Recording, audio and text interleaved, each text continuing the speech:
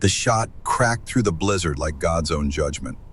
Gunnery Sergeant Garrett Thorne watched through his scope as the enemy commander, 800 meters away, protected behind reinforced concrete, directing 40 hostiles with calm precision, dropped dead before anyone heard the sound. His blood turned to ice. Not from the cold, though the Hindu Kush wind cut through his gear like razors. Not from the ambush that had killed 2 of his Marines in the last 90 seconds. The ice came from recognition. That shot was impossible. The angle was wrong. The wind was gusting at 35 knots. Snow reduced visibility to near zero. Temperature was -20 Celsius, cold enough to affect bullet trajectory in ways that required calculations most snipers couldn't make in a classroom, let alone under fire while being hunted. No one on his team could have made it. He knew every Marine in his unit, knew their capabilities down to the last detail. Corporal Sawyer was their best marksman, and even he would have needed 3 attempts in favorable conditions. But Thorne knew that signature. He'd seen it before. 3 years ago, before Captain Evelyn Treadwell died on a frozen ridge while he ran away.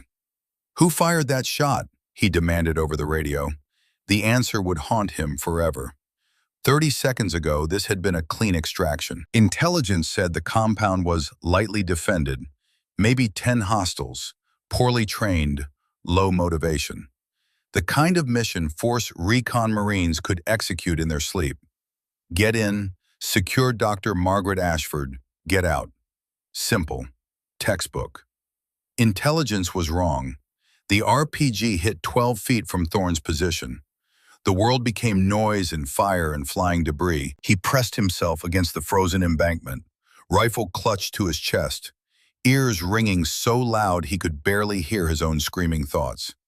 "Gunny! Gunny, you hit?"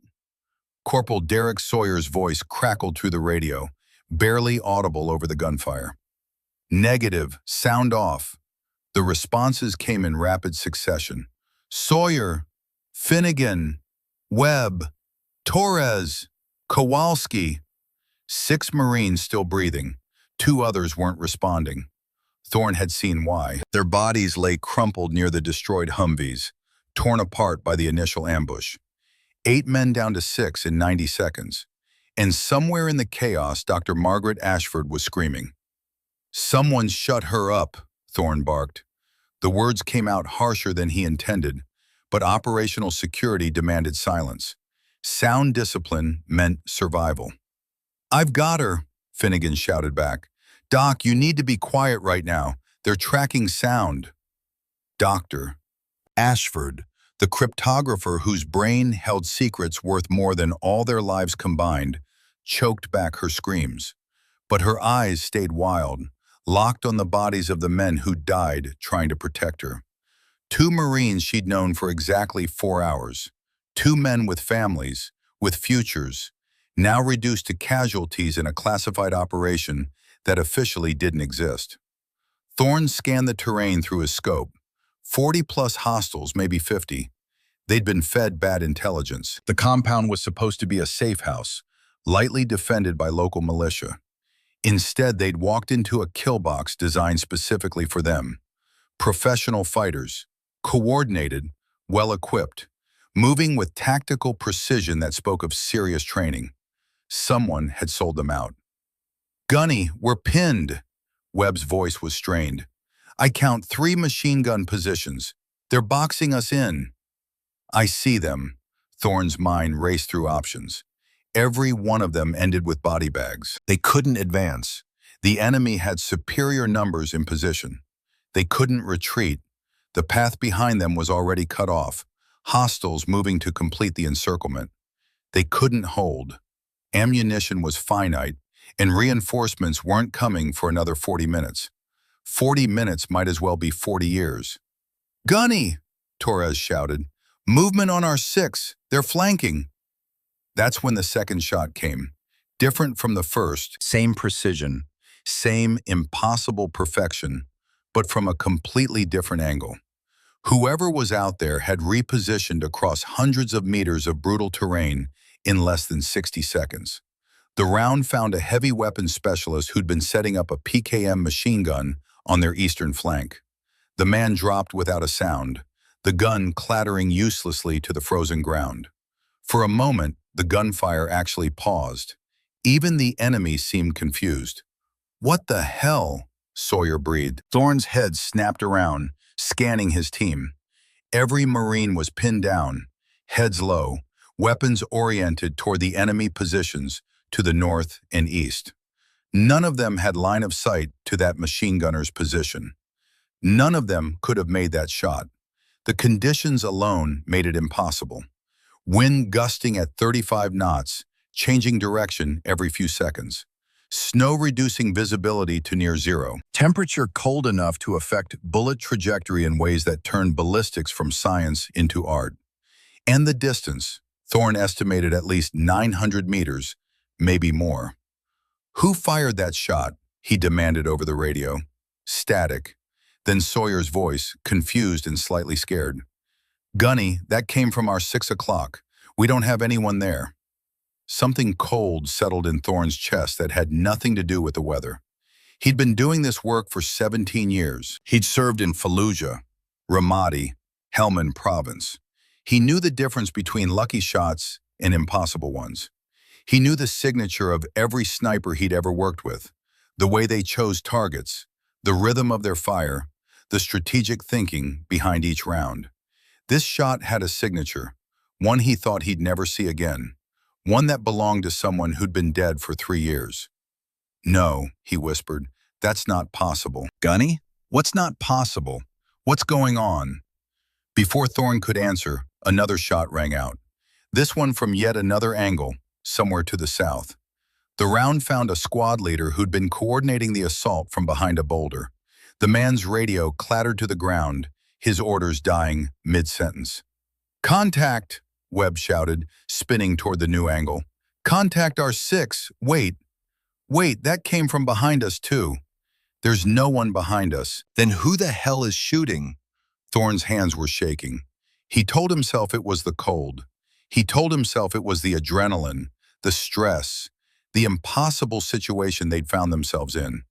But deep down, he knew the truth.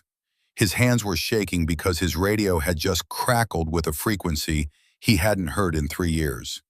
An old encryption protocol, one that had been retired when its primary user was declared killed in action. The signal was weak, barely there, but the pattern was unmistakable. 3 short bursts, 2 long, 1 short. A path marker, an old code they developed together during training exercises, back when Evelyn Treadwell was the best sniper in the Marine Corps, and Garrett Thorne was just a sergeant learning how to keep people alive. "Gunny!" Sawyer was watching him with growing concern. "Gunny, you look like you've seen a ghost." "Maybe I have." Thorne pulled out his GPS unit with trembling fingers.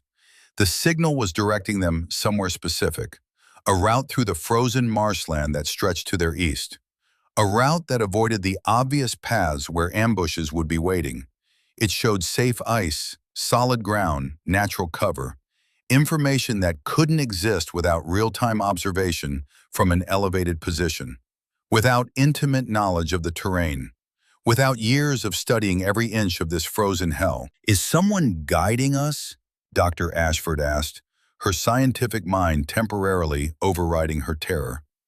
"Yes," Thorne said, then more quietly to himself, "someone who's supposed to be dead." 3 years ago, Captain Evelyn Treadwell had been the deadliest sniper in Marine Corps history. They called her Phantom, not because she was quiet, though she was that too. They called her Phantom because by the time you knew she was there, you were already dead. 5'3", 115 pounds, soaking wet. Blonde hair she kept military short. Blue eyes that could read wind patterns better than any instrument ever built.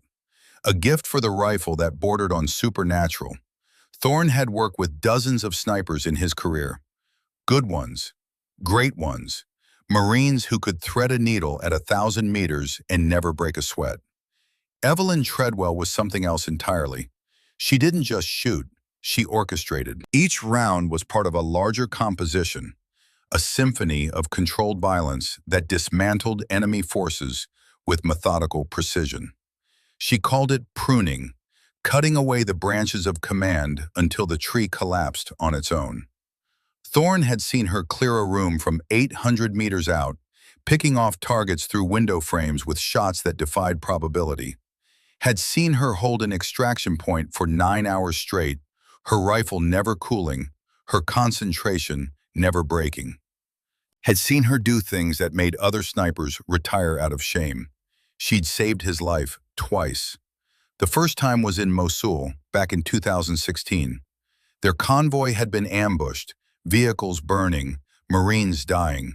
Thorne himself pinned behind a burning Humvee with an insurgent drawing a bead on his head. He'd made peace with God in that moment. Then the insurgent's head had exploded. Then the insurgent behind him, and the one behind that. 7 kills in 11 seconds from over 1,000 meters away, in the middle of a sandstorm, with visibility near zero. "Clear," Evelyn's voice had come over the radio, calm as Sunday morning. "You're welcome." The second time was in the Korangal Valley, 2018. A mission gone wrong. 3 Marines wounded, extraction point compromised. Evelyn had positioned herself on a ridge and held back an entire enemy force for 9 hours while the rescue birds finally arrived. When they'd extracted her, she'd been down to her last magazine. Her rifle barrel was so hot it had warped slightly. Her hands were bleeding from working the bolt so many times, but she was smiling. "Sorry about the wait," she'd said. "I was counting rounds, had to make them last." The third time she hadn't made it out. The mission was classified even now, buried so deep that even thinking about it felt like treason. A target in the Hindu Kush Mountains. A high-value elimination that required the best of the best. A blizzard that came out of nowhere, turning a clean operation into a nightmare. Their team had been compromised, surrounded, ammunition running critically low. The enemy knew they were trapped and was closing in for the kill. Evelyn had made a decision. "I'm taking the ridge," she'd said over the radio. "Fall back through the ravine. I'll cover you." "That ridge is exposed," Thorne had argued. "You'll be a sitting duck. I'll be a distraction. There's a difference." A pause. "Go, Garrett. Get them out. I'll catch up."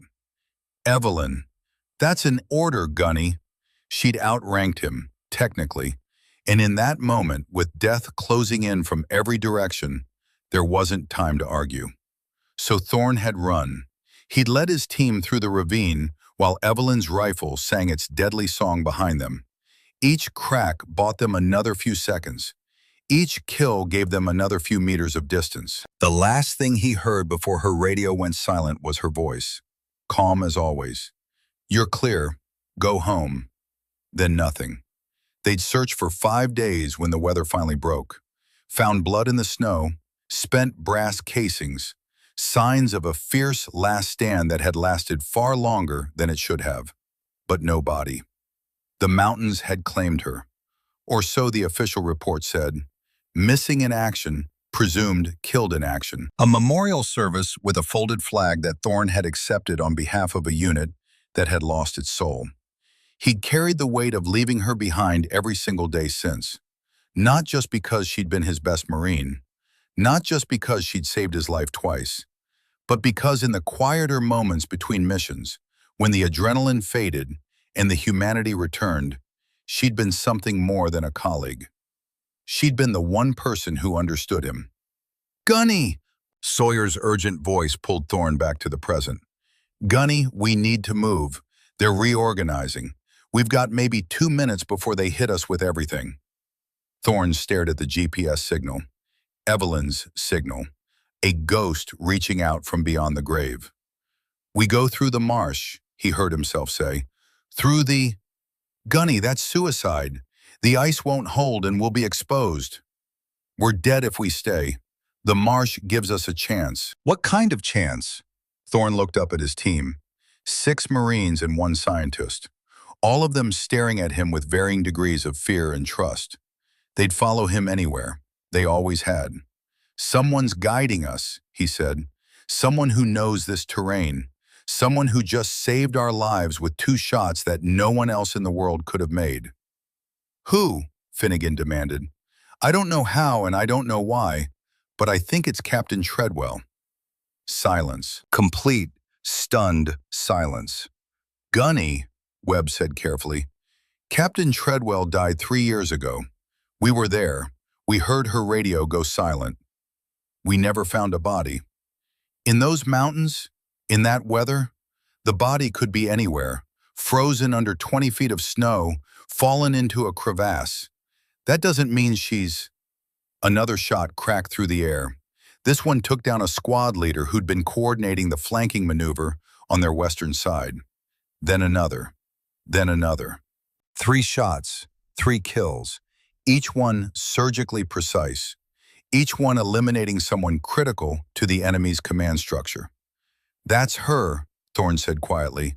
That's exactly how she works. Pruning. Cut the leaders, the whole tree falls. He switched to the team frequency. Everyone, we follow the GPS route exactly. Single file, 5-meter intervals. Watch where I step and step exactly where I do. We move in 30 seconds. Gunny, Sawyer started. That's not a suggestion, Corporal. That's an order. He saw the struggle in their eyes. Following a dead woman's guidance through a frozen death trap wasn't something any sane Marine would volunteer for. But they were Marines. They followed orders. And more importantly, they trusted their gunnery sergeant with their lives. Aye, Gunny, Sawyer said. Then more quietly, if Captain Treadwell really is alive, if she's really out there, then we owe her a conversation. First we survive, Thorne finished. Move. They moved. The marsh stretched before them like a frozen nightmare. Thin ice hiding deep water. Solid-looking ground that would swallow a man whole if he stepped wrong. Natural paths that looked safe but led directly into ambush positions. Thorne followed the GPS signal like a man following a prayer. Behind them, the enemy was in chaos. Their commander was dead. Their communications specialist was dead. Half their squad leaders were dead. No one was coordinating the pursuit. That was Evelyn's work. That was how she fought. Not with overwhelming force, but with surgical precision. Remove the brain, the body flounders. Contact rear, Torres shouted suddenly. Thorne spun to see a 4-man enemy patrol emerging from the tree line. They'd somehow followed their trail despite the chaos. They were spreading out, raising weapons. 4 shots in under 8 seconds. Each one found its mark. Each one delivered death with mathematical precision. The 4 men dropped without ever firing a round. Jesus Christ, Finnegan breathed. Thorne scanned the ridgeline. Nothing. No muzzle flash, no silhouette. Just the endless snow and the silence between gunshots. Phantom indeed. They kept moving. The ice creaked beneath their weight but held. The GPS signal guided them around weak spots, through covered positions, along routes that seemed to exist specifically for escaping this exact scenario. Every few minutes another shot would ring out, another pursuer would fall. The enemy's command structure was being systematically dismantled by someone they couldn't see, couldn't find, couldn't stop. She's been here the whole time, Sawyer said quietly, almost to himself. 3 years, watching, waiting. You don't know that, Webb countered. What else explains this? She knows every inch of this terrain, every enemy position, every patrol route. You don't learn that in a week or a month. You learn that by living it. Thorne said Sawyer was right. If Evelyn was alive, and with each impossible shot, that if was becoming more and more certain, then she'd spent 3 years alone in hostile territory. 3 years surviving where survival seemed impossible. 3 years becoming something more than human. What had that done to her? What would 3 years of that kind of existence do to anyone? The GPS signal pulsed again. A new direction. Thorne adjusted course, his team following without question now. Whatever doubts they'd had were being systematically eliminated along with the enemy forces. They traveled nearly a kilometer when the frequency crackled again, this time with actual words. Ambush 200 meters northeast. 4 hostiles. Wait. Thorne held up a fist. His team froze. The voice was female, accented slightly with the precision of someone who'd spent too long without speaking her native language. Harder than he remembered. Colder. But it was her. It was Evelyn. Copy, Thorne whispered into his radio, barely audible. A pause, then. You always did follow instructions poorly. I said wait, not whisper like an idiot. Despite everything, the cold, the danger, the impossibility of this moment, Thorne felt himself smile. 4 shots rang out in rapid succession. Clear, Evelyn's voice said. Move quickly. Reinforcements are 3 minutes out. They moved. Dr. Ashford was struggling now. The scientist wasn't built for this kind of movement. The cold, the terrain, the constant threat of death. She stumbled twice, caught by Finnegan both times, her breath coming in ragged gasps. I can't, she panted. I can't keep going. You can, Thorne said firmly, and you will. My legs won't. Your legs will work until I tell them to stop. Move. She moved, because there wasn't another option. The GPS signal led them to a ridge overlooking a small valley below. Thorne could see a natural choke point, the only path the reinforcements could take to reach their position. She's funneling them, Sawyer realized. She's herding us here so she can deal with the pursuit in one place. She's setting up a kill box. With us as the bait, Webb agreed. Not bait, Thorne corrected. Protected assets. She's not using us, she's covering us. The first wave of reinforcements appeared in the valley below. 20 men, moving fast, weapons ready, confident in their numbers. The first shot dropped the lead man. The second shot dropped the man behind him. The third, fourth, and fifth shots came so fast, they almost seemed like a single sound. The remaining 7 men dove for cover, firing wildly at a shooter they couldn't see. But there was no cover in that valley. That was why Evelyn had chosen it. Every rock, every tree, every piece of terrain had a clear line of sight from her position, wherever that position was. One by one, they fell. 7 shots, 7 kills, 32 seconds. Thorne had seen a lot of killing in his career. This was different. This wasn't combat. This was execution. Methodical, impersonal, absolute.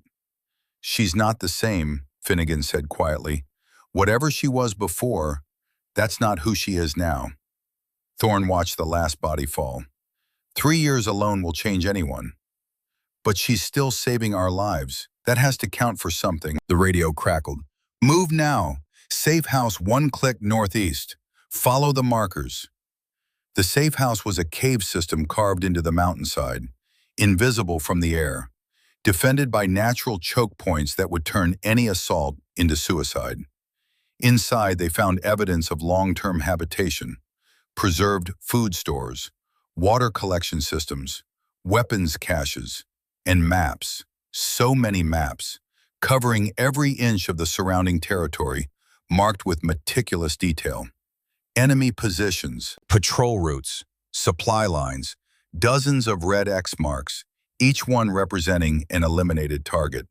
She's been here the whole time, Webb said, examining the maps. This isn't survival, this is war. One woman against an entire enemy network. For 3 years, Sawyer agreed, his voice filled with something like awe. Thorne found a journal near a makeshift desk. The entries were sparse, clinical, but they told a story of unimaginable resilience. Day 47. Established observation post overlooking eastern approach. Enemy uses this route for supply runs every 3rd day. Predictable. Day 183. Eliminated enemy commander suspected of ordering interrogations. 3 rounds, 1,100 meters. Win compensation 3.4 m OA left. Day 412. Intercepted communications suggesting American operation in sector. Will observe and provide support if necessary. Day 847. They came. Thorne's team. Finally, after all this time, Finally, Thorne's hands trembled as he read that last entry. She'd been waiting for him to come back. "Gunny," Finnegan said softly, "you need to hear this." He was holding a radio tuned to the old frequency. Evelyn's voice was coming through, and for the first time it didn't sound calm. It sounded human. 30-plus enemy reinforcements converging on your position. They know where the safe house is. They've always known. They've been waiting for someone to lead them to it. A pause. "I made a mistake. I thought I had more time." Thorne grabbed the radio. "Evelyn, Evelyn, where are you?" "That doesn't matter right now. What matters is you have approximately 15 minutes before they reach you." Another pause. "There's a back exit. Follow the tunnel until you reach the ridge. I've marked an extraction point 2 clicks east. Your helicopter can approach from there." "And what about you?" Silence. "Evelyn, what about you?" "I'm going to do what I've been doing for 3 years, Garrett. I'm going to prune the tree. By the time you reach extraction, there won't be anyone left to follow you. That's 30-plus hostiles. You can't. I've killed more than that this week alone. Trust me. I'm not leaving you again." The radio was silent for a long moment. When Evelyn spoke again, her voice was different, softer, more like the woman he remembered.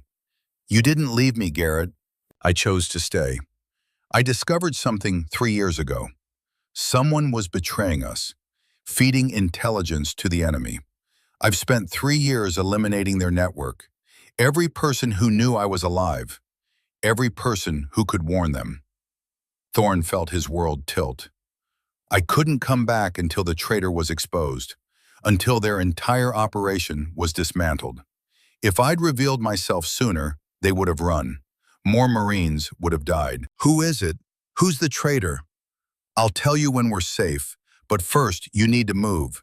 Take your team, take the scientist, get to extraction." "And you?"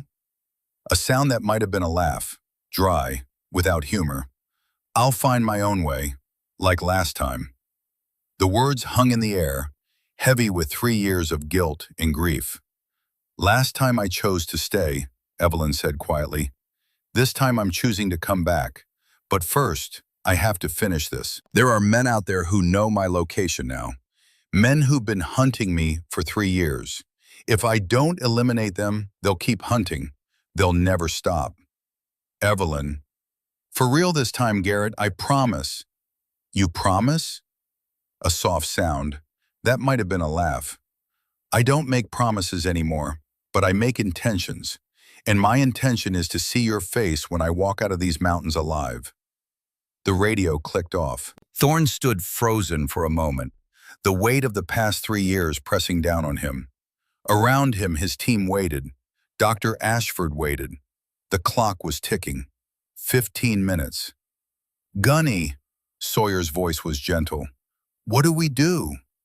Thorne looked at the tunnel, the exit, the path to safety. Then he looked back at the maps, at the journals, at 3 years of one woman's private war. "We move," he said finally. "We take the tunnel. We get to extraction." He picked up his rifle, checked his ammunition, set his jaw. "And Captain Treadwell?" Webb asked.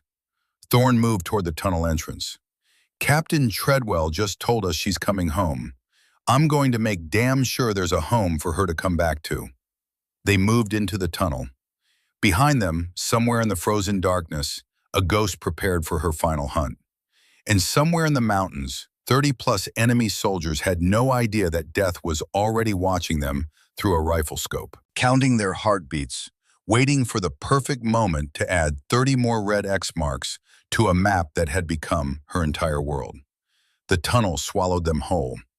Thorne led the way, his flashlight cutting through darkness so complete it felt like drowning. Behind him, 6 Marines and 1 terrified scientist moved in single file, their breathing loud in the confined space. The walls pressed close, stone cold enough to leach warmth through their gloves when they brushed against it. "How did she find this place?" Webb whispered. "She didn't find it," Thorne replied, his voice tight. "She built it. Look at the walls." Webb aimed his light at the stone. Tool marks, recent ones. Someone had widened this natural passage, reinforced the weak points, created a pathway through the mountain that hadn't existed 3 years ago. She's been preparing this for years, Sawyer realized. Preparing for us. Preparing for anyone who might need it. Thorne kept moving. That's who she is. Was. Is. The radio crackled. Evelyn's voice calm despite the impossible odds she was facing. You're clear for another 200 meters, then the tunnel forks. Take the left passage. The right one leads to a dead end I use for storage. Copy, Thorne said. Then, because he couldn't help himself, what's your status? Currently watching 34 hostiles converge on the safe house. They think you're still inside. A pause. They're about to be very disappointed. Evelyn, focus on moving, Garrett. Let me focus on killing. The line went dead. Dr. Ashford stumbled, catching herself against the tunnel wall. Finnegan grabbed her arm, keeping her upright. I can't see anything, the scientist gasped. I can't. You don't need to see. You need to walk. 1 foot in front of the other, that's all. How can she be so calm? How can she talk about killing 30 people like she's ordering coffee? Finnegan's voice was gentle, but firm. Because she's been doing it for 3 years, ma'am. And because right now her being good at killing is the only reason we're still breathing. They reached the fork.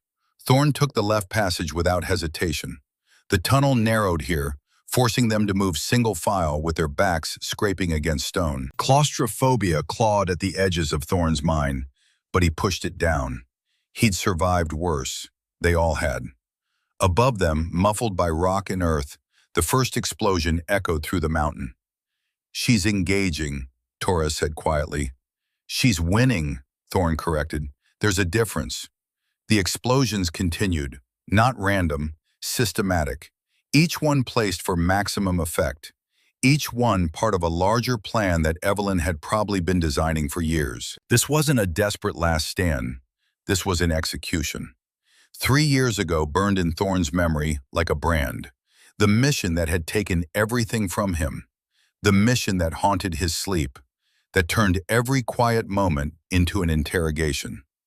Hindu Kush Mountains, January 2021.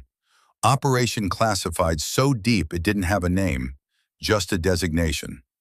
Target, high-value elimination. A warlord coordinating insurgent operations across 3 provinces. Intelligence said he'd be vulnerable, traveling with minimal security to a remote compound for a meeting. Intelligence was half right. The target was there. But so was a blizzard that came out of nowhere. And so was a response force 3 times larger than expected. Their team of 12 had been compromised before they even reached the objective. Someone had warned the warlord. Someone had turned their surgical strike into a death trap. Captain Evelyn Treadwell had recognized it first. She always did. She could read a battlefield the way other people read books, seeing patterns and connections that remained invisible to everyone else. We're blown, she'd said over the radio, her voice utterly calm while chaos erupted around them. They knew we were coming. This is a kill box. Thorne had seen it then, the way the enemy moved.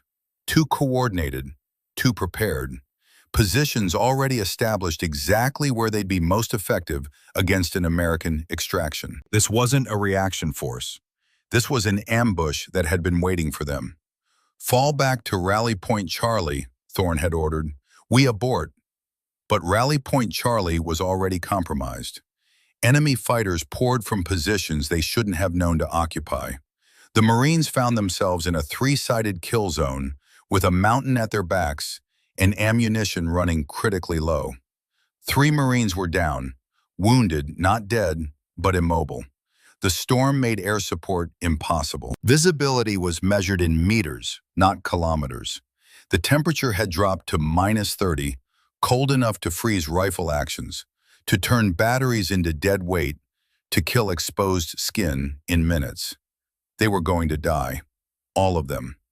Thorne had seen enough combat to recognize when the mathematics turned against survival. That's when Evelyn had made her decision. I'm taking the ridge, she'd said. her voice carrying that peculiar quality it always had when she thought through every variable and arrived at the only possible solution. Fall back through the ravine. I'll cover you. Thorne had looked at the ridge she meant. Exposed, elevated, a perfect sniper position that was also a perfect kill zone. Whoever held it could dominate the entire valley, could control the fight, could buy time, could also die very quickly, very alone. That ridge is exposed, he'd argued, already knowing he'd lost. You'll be a sitting duck. I'll be a distraction. There's a difference. Her voice had remained calm, matter of fact, like she was discussing win calculations instead of her own death. The enemy will focus on eliminating the sniper.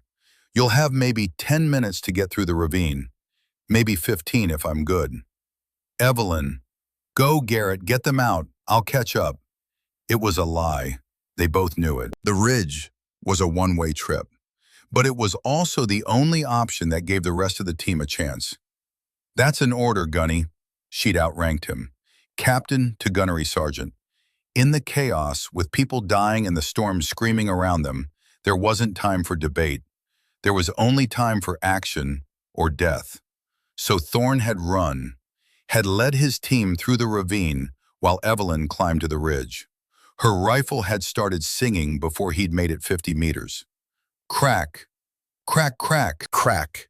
Each shot buying them seconds, each kill creating confusion in the enemy ranks. He'd heard her voice over the radio, calling out targets like she was at a training exercise. 3 o'clock, 200 meters. 5 o'clock, 400. 12 o'clock, 650. They're trying to flank through the North Pass, adjusting. Professional, controlled, giving them constant updates even as she faced down an entire enemy force alone. The last thing he'd heard before her radio went silent was her voice. Still calm, still controlled, but with something underneath it. Something that might have been fear or acceptance or both. You're clear, Garrett. Go home. Then nothing. The storm had raged for 4 more days. When it finally broke, they'd sent search teams, found the ridge, found blood in the snow, spent brass casings, so many casings. Evelyn had held that position for over an hour, not the 10 or 15 minutes she'd promised. Had burned through every round she carried and then some, scavenging ammunition from dead enemies to keep fighting. But no body, no gear, no rifle. Just blood and brass in the story they told. A last stand that had lasted impossibly long. A Marine who'd refused to die quickly. The official conclusion was inevitable. Missing in action, presumed killed in action. The mountains had claimed her. The storm had taken her body. It happened sometimes, especially in terrain like the Hindu Kush. Crevasses that went down forever. Avalanches that buried evidence under 50 feet of snow. The land itself swallowing heroes without ceremony. They'd held a memorial service. Thorne had accepted the flag on behalf of the unit, had stood there while they read her commendations, her service record, her kills. 117 confirmed at time of death, the most of any active duty Marine sniper. A legend. But all Thorne could think about was her last transmission. You're clear, go home. Not I'll catch up, not see you soon. Just an acknowledgement that she'd done her job, bought them the time they needed, and expected nothing in return. He'd abandoned her, left her to die alone on a frozen ridge while he ran to safety. It didn't matter that she'd ordered him to go. Didn't matter that staying would have meant everyone dying instead of just her. The guilt remained, had remained for 3 years. A weight that never lessened, never faded, never gave him peace. And now she was alive. Had been alive this whole time. Fighting a war he hadn't known existed. Protecting operations from shadows. Surviving where survival should have been impossible. What had those 3 years done to her? What had solitude and violence and endless winter turned Evelyn Treadwell into? The tunnel began to slope upward.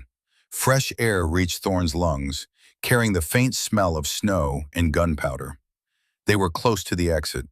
Behind them, the explosions had stopped. The silence was somehow worse than the noise. She's done engaging, Webb said quietly. Either she won or... She won, Thorne interrupted. She always wins. But he didn't sound as certain as he wanted to. They emerged onto a narrow ridge overlooking the eastern valley. Dawn was breaking, painting the sky in shades of gray and pink. In the distance, the safe house was burning. Smoke rose in a column that would be visible for miles.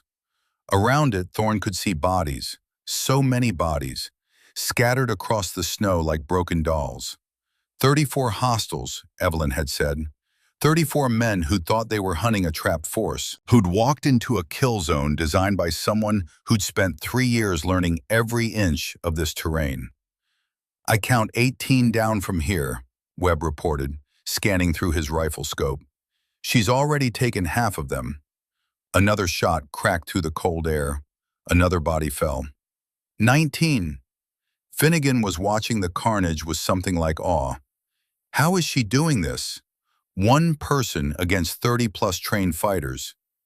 She's not one person anymore, Thorne said quietly. She's 3 years of anger and grief and survival, compressed into 115 pounds. She's every night she spent alone. Every moment she thought about giving up and didn't. He lowered his binoculars. She's not fighting them, she's punishing them. The radio crackled again.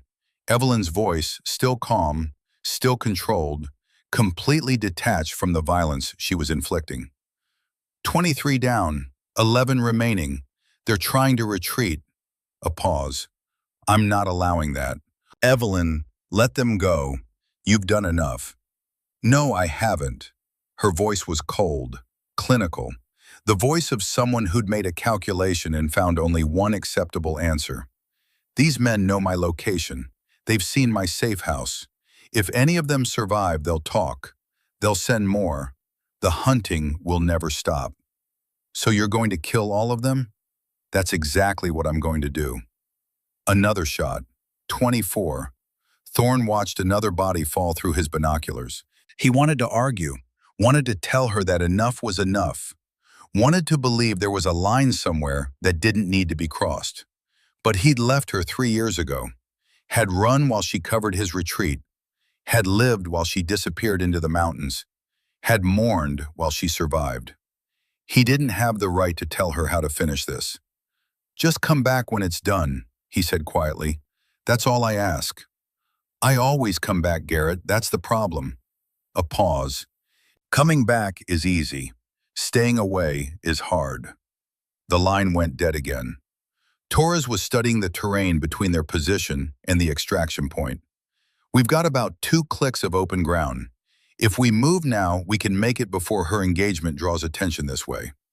We wait, Thorne said. Gunny, I said we wait. Dr. Ashford's voice was surprisingly steady. Your man is right, Gunnery Sergeant. The mission is to get me out. That's what Captain Treadwell is fighting for. That's what those Marines died for. If we stay here and get killed, everything they sacrificed means nothing. Thorne turned to face her. The scientist looked like hell.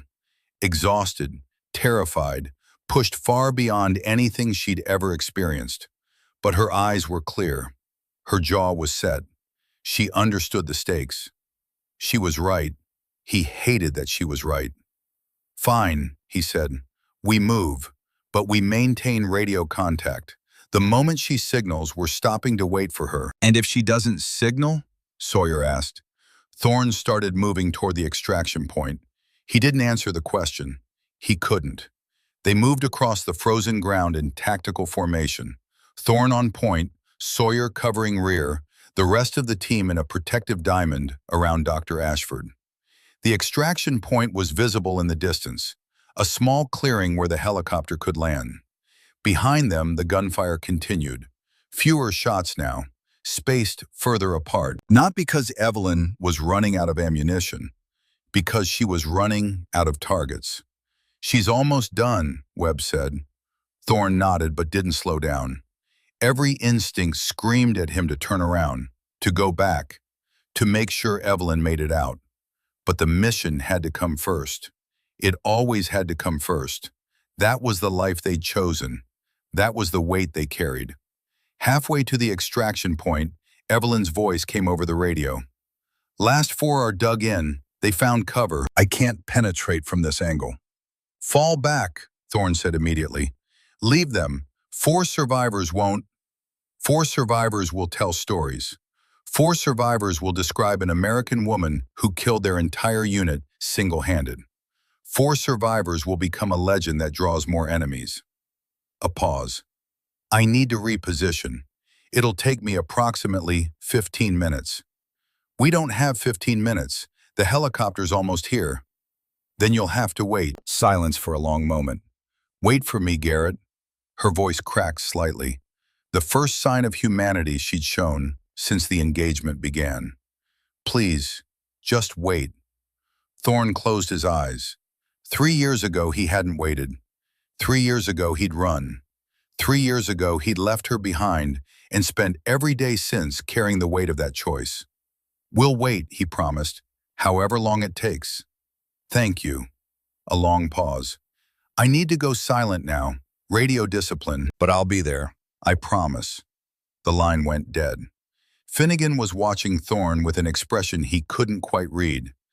You love her, the corporal said quietly. What? Captain Treadwell, you love her. That's why you never stopped looking. That's why you couldn't give up. Thorne started walking again. She was the best Marine I ever worked with, that's all. That's not all. Finnegan fell into step beside him. I've served under you for 4 years, Gunny. I've seen how you handle loss. This is different. Finnegan paused. I'm not judging. I'm just saying be careful. 3 years changes people. The woman who comes out of those mountains might not be the woman you remember. I know. Do you? Because right now you're looking at her like she's still Captain Treadwell. But what she's doing back there, methodically executing every person who knows her face, that's not the behavior of someone who stayed the same. She's doing what she has to do. Maybe, or maybe she's forgotten how to stop. Finnegan's voice was gentle, but firm. I'm not saying don't wait for her. I'm saying be ready for whoever shows up. Thorne didn't respond. He couldn't, because deep down he knew Finnegan might be right. The Evelyn Treadwell he'd known 3 years ago had been extraordinary, brilliant, deadly, but also human. She'd laughed at bad jokes, had cried at the memorial service for Marines she tried and failed to save, had carried the weight of every life she took with visible struggle. The woman on the radio today sounded different, harder, colder, like she'd burned away everything soft and kept only the steel underneath. They reached the extraction point 15 minutes later. The helicopter was already visible on the horizon, its lights blinking against the brightening sky. Helicopter 5 minutes out, Sawyer reported. Thorne raised his binoculars, scanning the terrain behind them. No sign of Evelyn. No movement. No shots. Radio silence. 3 minutes. Still nothing. 2 minutes. Thorne's heart was pounding. Where was she? The engagement had ended 20 minutes ago. She should be here by now. Should be. Contact, Torres shouted suddenly. 2 o'clock, tree line. Thorne spun, rifle raised, finger on the trigger. A figure emerged from the trees, moving slowly, deliberately, like someone operating on the last fumes of adrenaline, covered in ghillie suit material that made them almost invisible against the frozen ground. Captain Evelyn Treadwell walked out of the darkness like a specter rising from the grave. She was smaller than Thorne remembered. 3 years of survival rations and constant movement had stripped away everything except muscle and bone and willpower. Her face was smeared with camouflage paint and dirt. Her blonde hair, longer now, hung in tangled strands around her face. Her eyes, those blue eyes that had once been so expressive, were flat, empty. The eyes of someone who'd seen too much and felt too little. But she was walking. She was alive. She was here. Last 4 are down, she said simply, her voice hoarse from disuse. 34 total. It's done. Thorne lowered his rifle. His hands were shaking. His eyes were burning. You came back. I told you I would. She stopped a few feet away, swaying slightly. The adrenaline was wearing off, and without it, she was barely standing. Is that the helicopter? Yeah. Good. She took one more step and nearly collapsed. Thorne caught her. She weighed almost nothing, 100 pounds, maybe less. 3 years of survival had turned her into something barely more substantial than the ghosts she'd been hunting. I've got you, he said. I know. Her voice was barely a whisper. You always did. The helicopter landed in a storm of snow and noise. The team loaded quickly, professionals even in their exhaustion. Dr. Ashford was helped aboard first, then Torres, then Webb, then Kowalski. Sawyer grabbed Evelyn's other arm, and together they carried her to the open door. She stopped at the threshold. Wait, she said. Evelyn, we need to go. Just wait. She turned, looking back at the mountains, at the burning safe house in the distance, at the landscape that had been her prison and her kingdom for 3 years. Her expression was unreadable. No relief, no joy, just a profound exhaustion that went bone deep. Goodbye, she whispered, and good riddance. Then she let them lift her into the helicopter, and the door closed behind her.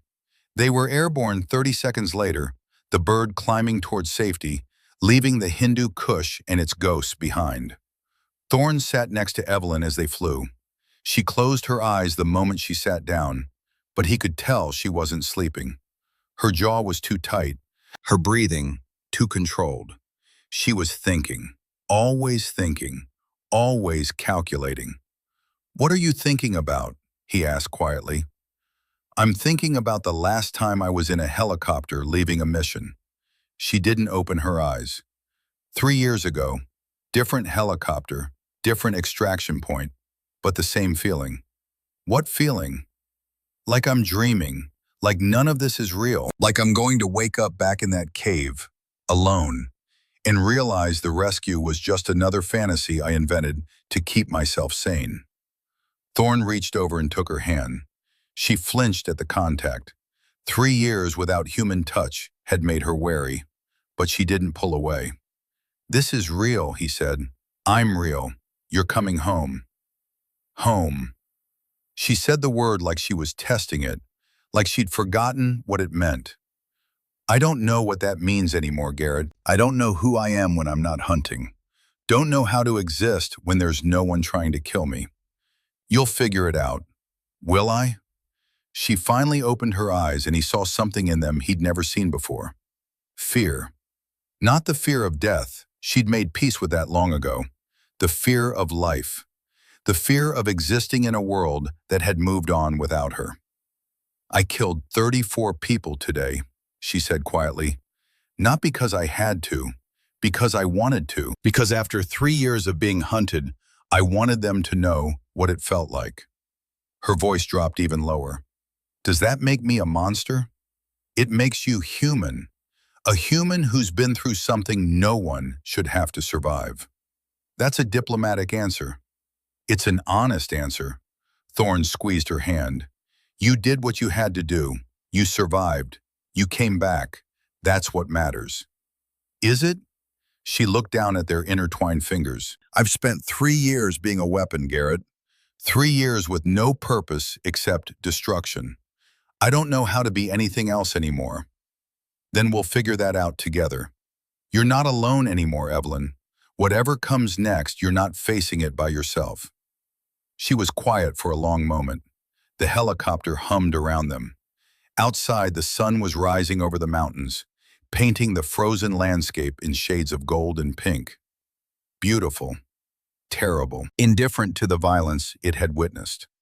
Together, she finally repeated, testing the word. I'd forgotten what that felt like. You'll remember. Promise? Thorne smiled. I don't make promises. I make intentions. And my intention is to spend however long it takes reminding you. Something shifted in her expression. Something that might have been hope. Okay, she said quietly. Okay. She closed her eyes again. This time her breathing slowed. Her grip on his hand relaxed, and she finally let herself drift into something like sleep. But even unconscious, she didn't look peaceful. Her face remained tight. Her body remained coiled. 3 years had taught her that relaxation meant death, and that lesson wasn't going to disappear just because she was technically safe. Sawyer leaned forward from his seat across the cabin. "Gunny," he said quietly, "there's something you should know." "What is it?" "While we were in the tunnel, I was monitoring enemy communications. They mentioned something about the attack on our convoy, how they knew exactly where we'd be." Sawyer paused. "They had inside information, Gunny. Someone told them we were coming." Thorne's blood ran cold. "You're saying we were sold out?" "I'm saying 34 heavily armed fighters don't show up at a secret extraction point by accident. Someone knew. Someone with access to our mission brief." Evelyn's eyes opened. She'd been listening. "I knew," she said, her voice cutting through the cabin noise. Both men turned to stare at her. "I knew your operation was compromised," Evelyn continued. "I've been monitoring enemy communications for 2 years. They have a source inside American intelligence. Someone highly placed. I don't know who, but I know they exist." "Why didn't you say anything?" Thorne demanded. "I tried. 18 months ago, I risked exposure to send a coded message through a dead drop I knew was still active. I warned that there was a leak, that operations in this sector were being compromised before they began. And?" Evelyn's jaw tightened. "And nothing. The message was received.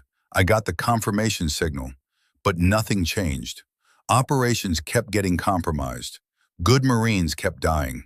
She looked at Thorne with those hard blue eyes. "Either no one believed me, or the mole buried the warning. Either way, I decided the only way to protect American lives was to stay, to be the guardian angel no one knew they had." "You stayed for 3 years," Thorne said slowly, because someone had to. Because every team that came into my sector had a target on their backs before they even landed. Because I was the only one who knew what was happening and had the skills to do something about it." The helicopter continued its flight, carrying them toward forward operating base Sentinel, toward debriefing and questions, and a reckoning that had been 3 years in the making. "Who else knows about this?" Thorne asked. "No one, just me, and now you." Evelyn's voice hardened. "The moment we land, people are going to want to debrief me. They're going to want to know everything I saw and heard for 3 years. She paused. "I'm going to tell them about the mole, and I'm going to watch very carefully to see who tries to stop me." "You think the mole will be there?" "I think someone highly placed, with access to sensitive intelligence briefings, isn't going to let a loose end like me talk freely. They'll try to discredit me, try to silence me, maybe try to make me disappear again." A ghost of a smile crossed her face. Hard, cold, nothing like the woman Thorne had known. "I'd like to see them try."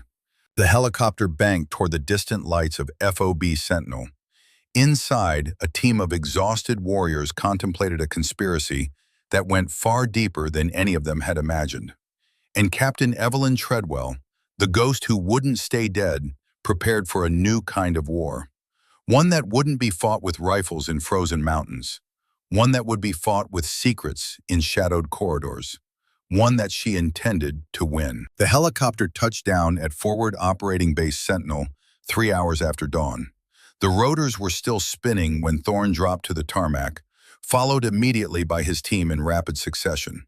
Evelyn came last, stepping onto solid ground with the careful deliberation of someone who'd forgotten what stable earth felt like. She squinted against the morning sun, her hand instinctively moving toward a rifle that was no longer strapped to her body. 3 years of muscle memory didn't disappear just because the war had changed locations. "Easy," Thorne said quietly, positioning himself beside her. "You're safe here." "Safe?" She repeated the word like it was in a foreign language. "I don't remember what that feels like." A medical team was already rushing toward them, directed by the base commander who'd received Thorne's encrypted transmission during the flight. But when they reached for Evelyn, She stepped back so fast she nearly fell. "Don't touch me." "Ma'am, you need medical attention." "I said don't touch me." Her voice was ice, the voice of someone who'd survived by trusting no one, touching no one, depending on no one. "I've been handling my own wounds for 3 years. I'll continue to do so." Thorne intervened before the situation could escalate. "Give her space. She'll submit to medical when she's ready." "Gunny, protocol requires—" "Protocol can wait." He turned to Evelyn, lowering his voice. "But you do need to be checked out. You're running on empty, and whatever's kept you going this long is about to crash." Evelyn stared at him for a long moment, her blue eyes searching his face for something. Trust, maybe, or permission to stop being strong for just a few minutes. Finally, she nodded once, sharply. "Fine, but I choose the doctor, and I want a full debriefing scheduled for 1400 hours. There are things your intelligence community needs to hear." The base commander, a colonel named Harrison Blackwood, who'd clearly been briefed on the situation, stepped forward carefully. He was older, mid-50s, with a weathered look of someone who'd spent decades in the desert sun. His eyes held caution, but also something else. Recognition, maybe. "Captain Treadwell," he said, his voice measured, "I don't think you understand the position you're in. You've been declared dead for 3 years. You've been operating without authorization." "I understand my position perfectly, Colonel." Evelyn's voice could have frozen the tarmac beneath her feet. "I understand that while I was fighting a one-woman war to keep Marine operations safe, someone in your intelligence apparatus was selling those operations to the enemy." She stepped closer. "I understand that good Marines died because of that leak. I understand that I have 3 years of evidence, communications intercepts, pattern analysis, operational correlations, that your analysts would kill to access." Another step. "So I suggest you stop worrying about my authorization status and start worrying about the traitor in your midst. Because I'm going to expose them.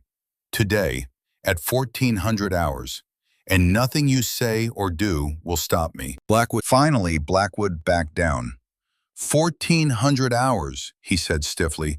"Briefing room 1. Don't be late."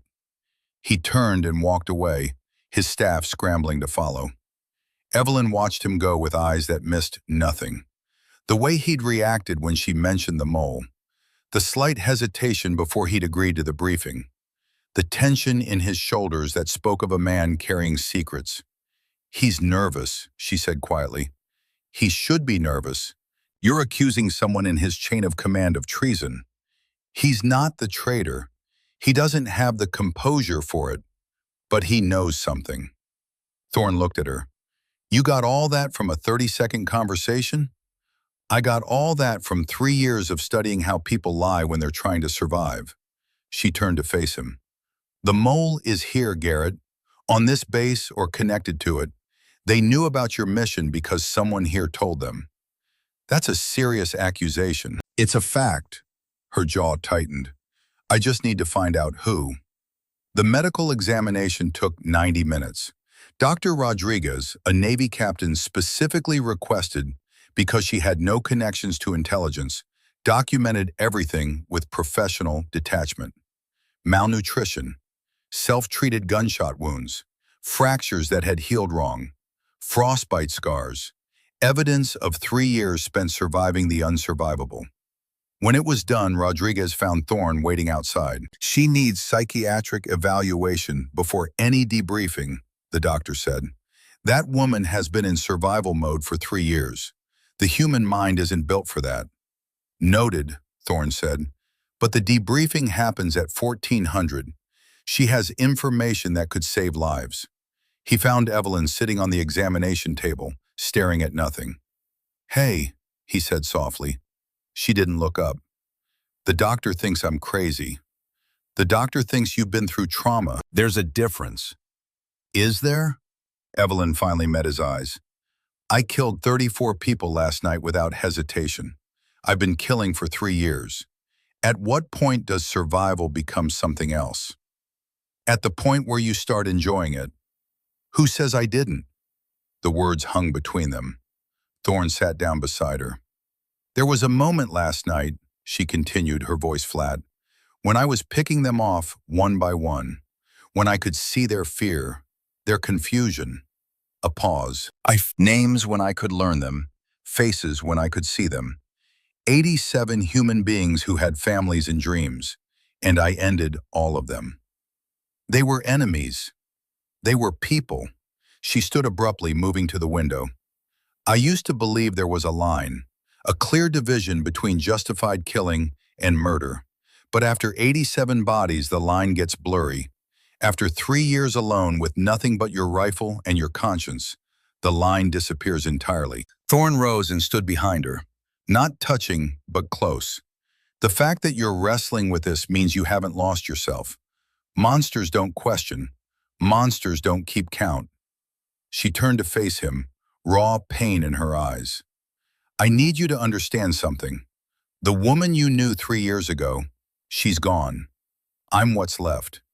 And I don't know if what's left is worth saving." "That's not your call to make." Thorne's voice was firm. "You saved my life. Again. You saved my entire team. You've been protecting Marine operations for 3 years without anyone knowing you were alive. That's not a monster. That's a hero. Heroes don't enjoy killing. Heroes do what has to be done, regardless of how it makes them feel." He squeezed her hands. "You're not a monster, Evelyn. You're a survivor. And survivors carry scars. That's the price of living." She stared at him. Then slowly, tension left her shoulders. "Not all of it. Probably never all of it again. But enough. The debriefing is in 2 hours," she said quietly. "I need to prepare." "I'll be right there with you." "I know." A ghost of a smile. "That's the only reason I'm doing it." The briefing room was packed. 18 people around the table. Intelligence officers, military brass, representatives from agencies whose names were classified. At the head sat Colonel Blackwood, flanked by a civilian in expensive clothes.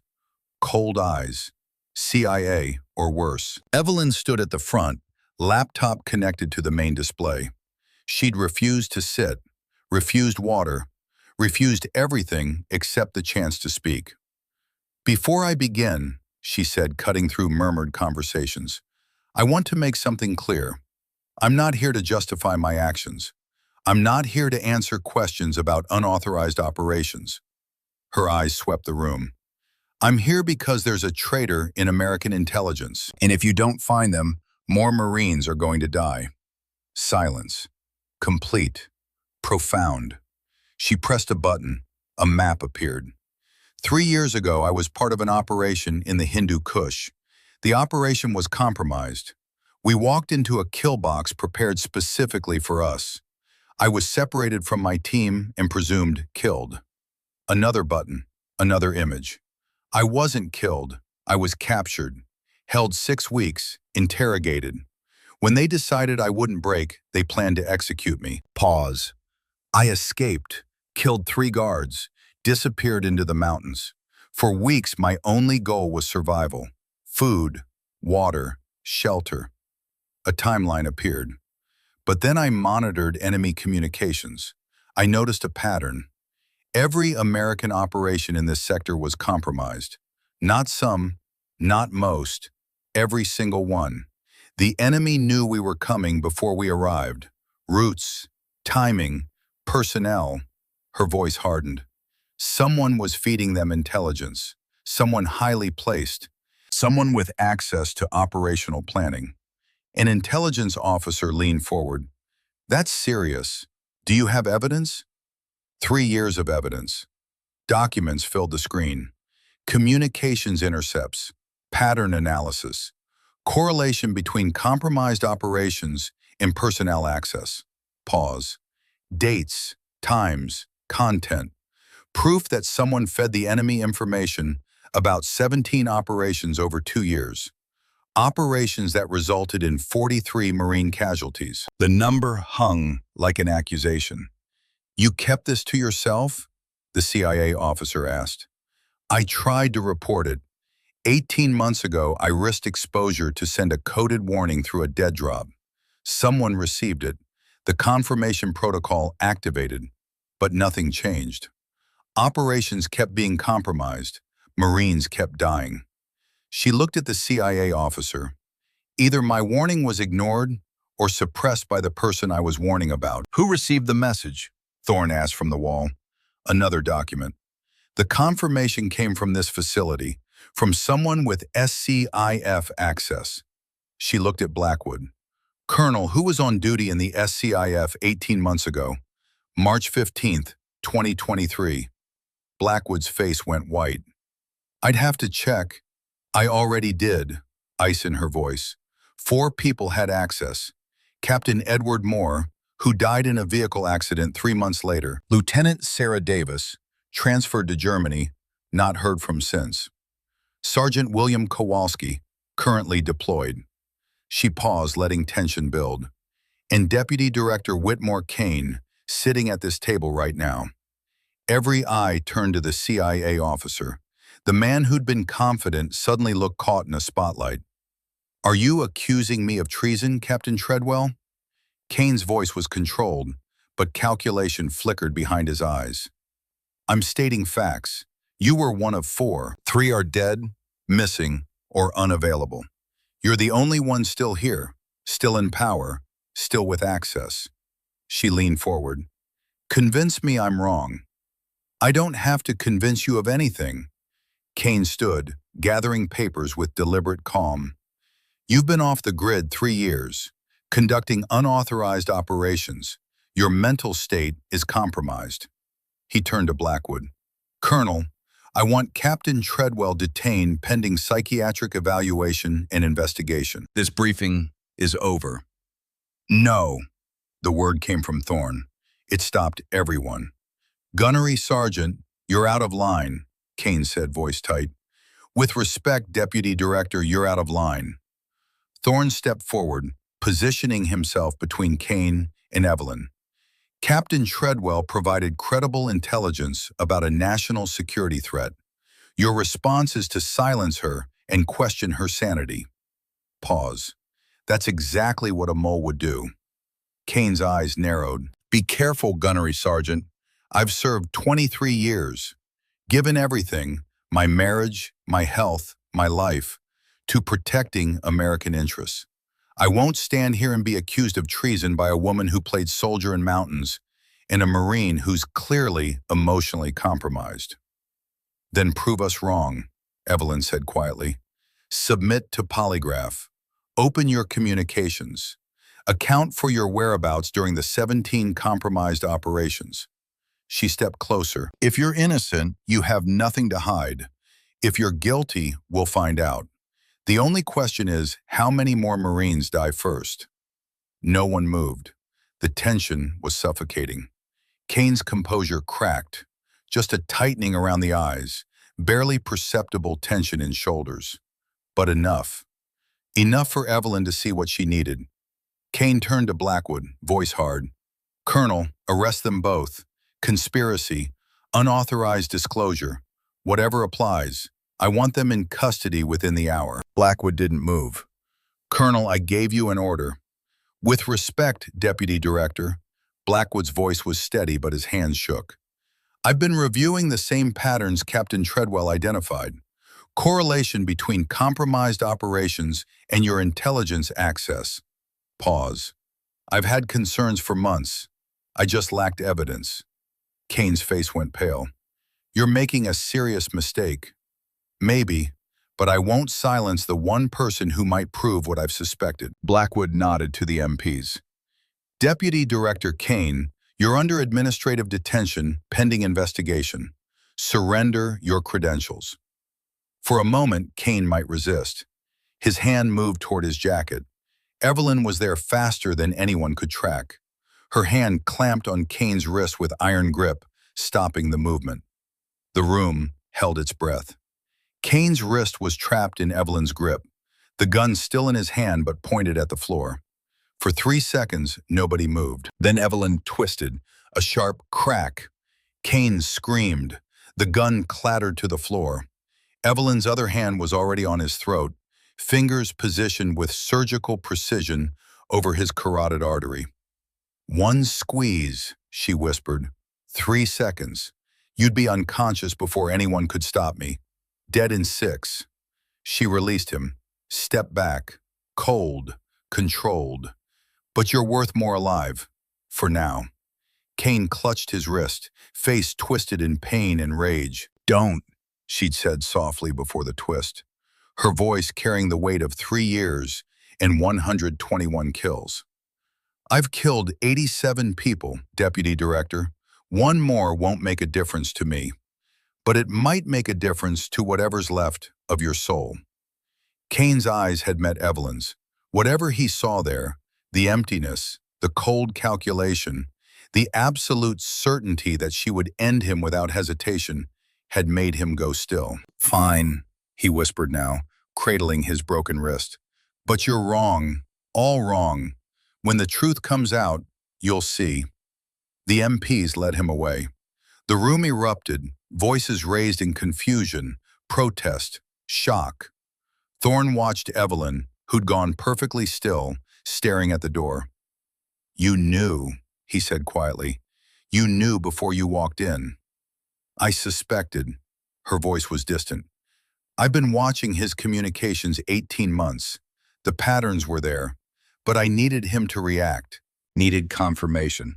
Hell of a gamble. Calculated risk. The same kind I've been taking 3 years." She turned to him. "If I'd been wrong, I'd have kept looking. The mole exists, Garrett. Kane might be part of it, or a dead end. But someone betrayed us." Her eyes hardened. "And I'm going to find them. All of them." "We're going to find them," Thorne corrected. Long moment. Then she nodded. "We're going to find them, together." The aftermath consumed hours, statements, depositions, analysts reviewing Evelyn's evidence, looking up from screens with growing horror. 17 operations, 43 casualties, 3 years of systematic treachery. But one question remained. Was Kane alone, or part of something larger? Had they cut off the snake's head, or just one of many? Evelyn sat in a debriefing room, going through intercepts with an analyst who looked ill. Thorne watched from the doorway, marveling at how her mind worked. Perfect recall of conversations from 2 years ago, correlating timing and personnel and outcomes with razor clarity. 3 years alone had sharpened her intellect to a lethal edge. After 6 hours, Blackwood called a halt. "Captain Treadwell needs rest. We continue tomorrow." Evelyn looked ready to argue, but Thorne caught her eye and shook his head. She was running on fumes. "Fine," she said, "but I want Kane's full communication history. If there are others, they'll be in his network." "I'll see what I can do," Blackwood said. As the room cleared, Blackwood approached directly. Up close, Thorne saw the age in his face, the weight, the toll of secrets. "Captain Treadwell," he said quietly, "I served with your father, Colonel Richard Treadwell, Iraq, 2004. Evelyn went very still. "He was a good Marine, one of the best I knew. He'd be proud of what you've done." "You knew my father?" "I did, and I should have believed your warning 18 months ago. Should have pushed harder. I failed you, failed him, failed the 43 Marines who died." His voice was heavy. "I can't change the past, but I'll make damn sure we find everyone involved. You have my word." Evelyn studied his face, searching for deception. Finally, she nodded. "Then let's get to work, Colonel. Kane was right about one thing. He's not alone, and they'll run the moment they know we're hunting." Blackwood left. The room emptied. Just Evelyn and Thorne in fading afternoon light. "You should rest," Thorne said. "I should work. Too much to do." "Evelyn, don't." She held up a hand. "Don't tell me to rest. Don't tell me the war can wait. It can't. Every hour we delay, Kane's co-conspirators cover tracks. And every hour you push is an hour closer to collapse. Then I'll collapse when it's done." Thorne crossed and took her shoulders, forcing her to look at him. "You've been fighting alone 3 years. Carried this weight so long you forgot what it feels like to let someone help. But I'm here now. Blackwood's here. An entire intelligence apparatus is mobilizing to finish what you started. Pause. You don't have to do this alone anymore. Her eyes were bright with unshed tears. 3 years without crying. 3 years of being hard and cold and unbreakable. But here now, with this man who'd never stopped looking, the armor cracked. I don't know how to not do it alone, she whispered. I don't know how to trust, how to sleep without expecting attack, how to eat without checking for poison, how to exist when not everything is trying to kill me. Then I'll teach you, the same way you taught me to survive when everyone said it was impossible. He pulled her into a hug.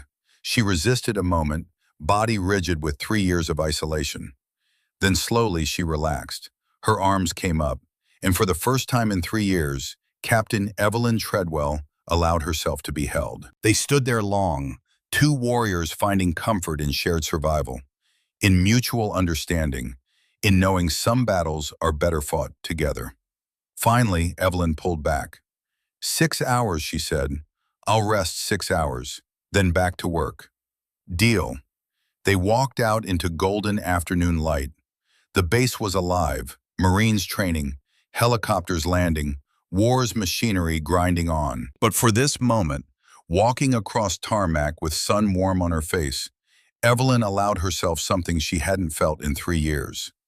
Hope. Maybe she could come back from this. Maybe the woman she'd been wasn't completely gone. Maybe there was a path forward that didn't end in violence and isolation. Maybe. Her phone buzzed. Message from Blackwood. Kane had 7 co-conspirators. We've identified 3. The other 4 are active and now know we're hunting. Watch your back. She showed Thorne. His jaw tightened. So, it's not over. It's never over. Evelyn's voice was calm, matter of fact. Someone who'd accepted war's endless nature. But for the first time in 3 years, I'm not fighting alone. She looked up at him. That's something. That's everything. They continued toward the barracks, 2 shadows in fading light, preparing for the next battle in a war that might never end. But at least now, they'd face it together. Somewhere in a secure facility, Deputy Director Whitmore Kane sat in detention, making calls to people who needed to know the ghost they'd tried to kill was back, and she was hunting them. 18 months later, the morning sun blazed over Quantico, turning the rifle range into a furnace. Major Evelyn Treadwell stood before 20 Scout sniper students, her voice carrying across the field with the same calm authority it had carried across frozen mountains. 2,000 meters, she said, gesturing to the target barely visible in heat shimmer. Wind 12 miles per hour from 3 o'clock. Temperature 107 degrees Fahrenheit. Who can tell me the adjustments? Hands rose. Theories offered. Evelyn listened, corrected, guided. She'd been teaching 6 months now. It still felt strange. No one trying to kill her. No one hunting. The only target was steel. The only enemy was physics. Good, she said. Now watch. She settled behind the rifle, her father's old M40A5, rebuilt and refinished. The same rifle that had saved her life 100 times in those mountains. The same rifle that had taken 121 lives. Her breathing slowed. Muscle memory took over. 3 years of survival compressed into 3 seconds of calculation. Bullet drop, 640 inches, 53 feet, height of a 5-story building. Wind drift, 12 inches right, Coriolis effect. Northern hemisphere, shooting east, 2 MOA right. Spin drift, right-hand twist, 1.5 MOA. Temperature correction, thin air at 107, bullet flies faster, minus -0.5 MOA. Total adjustment, 11 MOA elevation, 4 MOA right. Her finger found the trigger. The rifle spoke. 3.2 seconds later, distant steel rang like a bell. The students erupted. Evelyn smiled. A real smile now, not a ghost. How did you calculate that so fast, ma'am? A young Marine asked. 10,000 hours of practice, Evelyn said. My father started teaching me at 8. It's not talent, it's dedication. Anyone can do this if they're willing to put in the work. She paused. But dedication means showing up, day after day, year after year, when it's hot, when it's cold, when you're tired, when you don't want to. That's what separates the good from the great. Another student raised his hand. Ma'am, is it true you have 121 confirmed kills? The smile faded slightly. Yes, I remember every one. Documented names when I could learn them, faces when I could see them. Long pause. That's why I teach, so you fight smarter, make fewer mistakes. Come home to your families instead of becoming statistics I have to remember. The class absorbed that, the weight of it. The rifle is a tool, Evelyn continued, like a hammer, like a scalpel. It's precise, it's effective, and it's absolutely unforgiving of mistakes. She held up the M40A5. This rifle saved my life for 3 years. It also took 121 lives. Every shot was necessary. Every target was legitimate. But necessity doesn't erase consequence. You'll carry every shot you take, every person you kill. That's the cost. She set the rifle down gently. So you train, you practice, you master your craft. Not so you can kill more, so you can kill less. So you can end threats from so far away, the enemy never gets close enough to threaten your brothers. So you can protect without becoming what you're protecting against. Silence. These weren't platitudes. This was lived experience. Tomorrow we work on wind reading using yarn, Evelyn said. Old school, no electronics, because electronics fail, batteries die, but physics never changes. Class dismissed. The students filed out. Evelyn cleaned her rifle with meticulous care. When it was done, she sat on the bench, looking across the range. 18 months since she'd walked out of those mountains. 18 months of testimony, depositions, investigations. Cain had been convicted of treason. Life imprisonment, no parole. 3 of his co-conspirators were in custody. The other 4 were still being hunted, but they were running scared, operating in shadows, looking over shoulders. Good, let them run. Let them live in fear. Let them feel what she'd felt for 3 years. But that wasn't her job anymore, not officially. She'd turned down the offer to join the hunter teams, turned down the chance to become what she'd been in those mountains. Instead, she'd chosen this: teaching, training, passing on knowledge earned in blood and ice. Most days it felt right. Most days. Her phone buzzed. Unknown number. She considered ignoring it, but old habits died hard. She answered. Treadwell. A pause. Then a voice she recognized. Colonel Blackwood. Major, we've located another one. High level, protected. We need someone who can operate off the books. Evelyn looked at her rifle, at the range, at the students in the distance, practicing skills she'd taught. She'd built a life here, a good life, teaching, training, passing on knowledge. But 4 conspirators were still out there. 4 traitors who'd sent Marines to die. 4 people who thought they'd gotten away with it. Send me the file, she said quietly. Are you sure? You've earned your peace, Major. Peace. She'd thought about that word a lot lately. What it meant, what it cost, whether she even wanted it. I'll have peace when the job is done, she said, voice carrying weight of 3 years and 121 names. Send the file. I'm on my way. She hung up, packed her rifle, left a note for the head instructor that she'd be gone 2 weeks. As she drove away from Quantico, Evelyn Treadwell allowed herself one last look in the rearview mirror. The range, the students, the life she was building. It would be there when she got back. It always was. Because some ghosts protected the living. Some phantoms kept darkness at bay. Some warriors came home not because war was over, but because they'd earned the right to choose their battles. Excellence didn't need to announce itself. It just needed to exist. And Evelyn Treadwell existed in the space between classroom and battlefield, between teacher and weapon, between the woman she'd been and the legend she'd become. Phantom, guardian, teacher, warrior, all four, forever. She'd teach in the morning, hunt in the evening, protect always. That was who she was now, who she'd always been, who she'd always be. The mountains had tried to break her. Instead, they'd forged her into something unbreakable, something necessary, something that would never stop until every traitor faced justice and every student came home alive. She turned onto the highway, rifle case in the back seat, destination classified. Somewhere, a conspirator was about to learn that ghosts were real, and some ghosts never forgot.